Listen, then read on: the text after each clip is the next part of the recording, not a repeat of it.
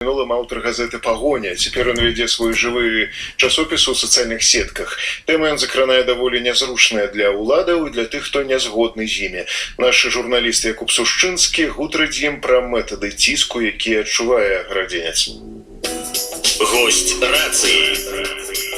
Вітаю, шановні радыёслухачы, з вами Якуб Сушчынскі у перадачы «Госць рацыі». Падкова яго сустрэў у такім занепакоеным стане. Прывітанне. Прычына непакою ў тым, што я убачыў даху універмага малыша і Карлсона. Это я так называю. Я адчуваю уже некалькі месяцаў за сабою слежку. За мной сочаць нейкія людзі, і я не ведаю хто. Яны пастаянна за мной ходзяць, ездзяць, суправаджаюць, і гэтак далей. Вельмі я занепакоены тым, што на мяне могуць падкінуць якія наркотыкі, альбо якія патроны, ці не ведаю што. Бо мы все памятаем, як это у нас родня рабілася, што і падкідвалі наркотыкі, як яны, міліцыя сведчыць схуслівыя паказанні дае, у судзе нават і не турбуецца з гэтай нагоды. Таму хачу падзяліцца з грамадскасцю сваёй турботай, і я надрукаваў у інтэрнэце і пэўныя развагі на гэту тэму і прывёў і фотаздымкі, і відэаздымкі, каб не быць абвінавачаным у нейкім сваім параноідальным стане.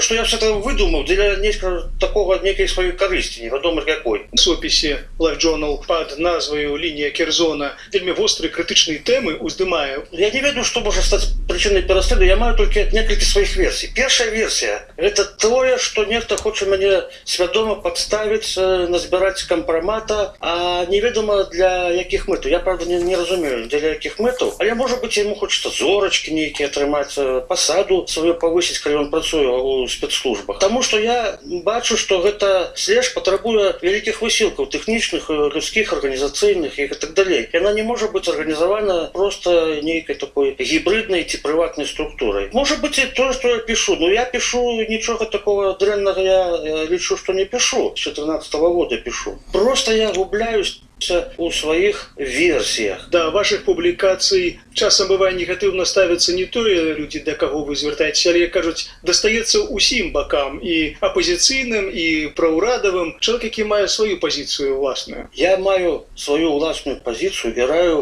мець усім сваю ўласную пазіцыю, а не бегаць статкам за прапагандыстамі з боку ўлады, і уж тым болей я не раю нікому бегаць статкам за прапагандыстамі з боку так званой апозіцыі. Это не апозіцыя, это просто імітацыя. Як можна выявіць вось гэтыя ускосныя сочкі? Фізічныя, самыя непасрэдныя, сочаць некалькімі аўтамабілямі. Прычым я ўжо заўважыў, якія аўтамабілі. Адзін з іх такі чорны красовак з жоўтымі палоскамі на крыльях. Яго перапутаць немагчыма ні з якімі іншымі. Сустракаеш, падходзіш да этой машыны ў лесе, яны цябе сустракаеш яе, вадзіцелі хаваюцца пад кола кіравання альбо закрываюцца, значит, твар рукамі, суправаджаюць нейкія незразумелыя матацыклісты без нумароў у закрытых шлёмах, якія, дарэчы, запаронены. Абсалютна я запомніў уже людзей, которые там мяне сустракаюць. Это я іх па знешнім выглядзе уже пазнаю, і мужчыны, і кабеты. Шмат прыкметаў. Справа тым, што калі з гэтым сутыкаешься, то уже нават ад аднаго погляда на цябе можна пазнаць. Гэты чалавек просто так на цябе паглядзеў, паўзіраўся так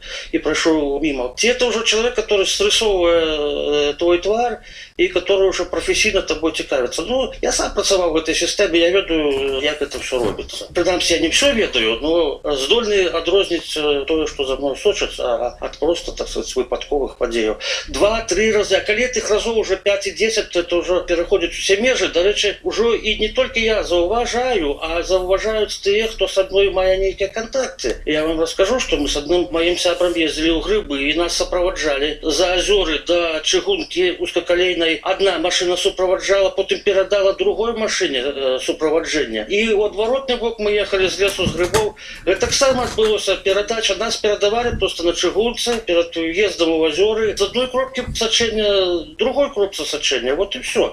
Это просто, как тут распознать? Это, калі за тобой не сочаць, ты не распознаешь. Ты нават не распознаешь адразу, калі за тобой сочаць. Но калі ты уже пачинаешь в этой атмосфере жить, ты міжволі это все заўважаешь. Спадар Сергей, ці не думали вы на паспрабаваць пайсці ў наступ, напісаць нейкую заяву? Все-таки гэта вельмі вялікае напружанне на жыццё чалавека, на яго псіхічны стан. Мяне гэта напружвае, конечно, не тое, што на псіхічны стан это неяк сильно уплывала, але справа вось у чым. Рыхтуюцца умовы для того, какую-нибудь правокацию супраць мяне можно было зрабіць. Я подозраю, что нейкі сядзіць человек, который піша на мяне доносы. Эти доносы выглядаюць нібыта які-нибудь там конспиратор, может быть, я гандлюю наркотиками, может, что я там выдумляюць, я нават не ведаю. Может быть, я там контрабандист, может, я там яшчэ чым займаюся, может, я думаю, что я какой-то самый террорист и закладаю бомбу. И я упевнены, что без такого человека за мной никто не может организовать спецоперацию по долготерминовому сачэнню за мной асабіста. Так я все-таки паўтараю, ці планавалі вы нейкую скаргу накіраваць у управленні ўнутраных спраў стасоўна імавернага сачэння за вами? Мяне, может быть, в этих правоохранных структурах читают, не читают, я не ведаю. А когда читают, то не надо. Але вот за всякими голосами з-за мяжы, то докладно сочаць их, читают, слухают и проглядают. Дык вось, хай яны, калі мяне паслухаюць, то разглядаюць нашу размову як просто подставу для проверки моего такого заявления. Это цалкам законно, это цалкам отповядает дзеючаму законодаўству. А вось, дарэчы, наконт месцаў сачэння. В сваёй апошняй публікацыі у жывым часопісе напісалі невялікую інфармацыю, але даволі для часткі гарадзенцаў дзіўную, аб тым, што пляцоўка да агляду над універмагам з'яўляецца такім прыстанішчам для того, каб сачыць за людзьмі некім органам. Я не написал, я их заснял. Справа в том, что за мной причепились два хлопца таких подозродных. Вот я перешел на другой бок дороги, они сховались у подворотни, и я поднял твар уверх. И гляжу на даху универмага, за мной два человека сочат сверху. Я достал, это, значит, фотоаппарат, навел на их объектив, и они побегли ховаться. Причем они были не на той пляцовце, где все оглядают старый город, а они были на том месте, которое выходит сюда, у Яру, Обрыв, сюда на Віленскую и так далее. Так что я кажу, да, все пригоже, туристичный объект, але этот туристичный объект имеет двойное призначение. Это вот одно такое шпионское, а одно такое агульное туристичное. Праходзіць шэраг працэсаў над людзьмі, якія зрабілі перапосты з разнастайных сайтаў. Шэраг, дарэчы, гэтых сайтаў, па якіх праходзяць людзі, былі ўжо закрыты значны перыяд. Як бы вы, як юрыст, пракаментавалі? Ёсць адказнасць за паклёп, за знявагу, ёсць адказнасць і грамадзянска-прававая, ну, так бы мовіць, за дэфамат. І калі ты пішаш в інтэрнэце, значит, ты думай головой. Таму што я гляжу, што я сам, як пішу в інтэрнэце, мне у адказ пасылаюць всякие ганебные отгуки, я их быстро пресекаю, але справа вось у чым. Ты пишешь, думай про то, что пишешь. Когда ты пишешь и порушаешь чужие правы, то я абсолютно подтрымліваю тую адказнасць, которую на их накладывают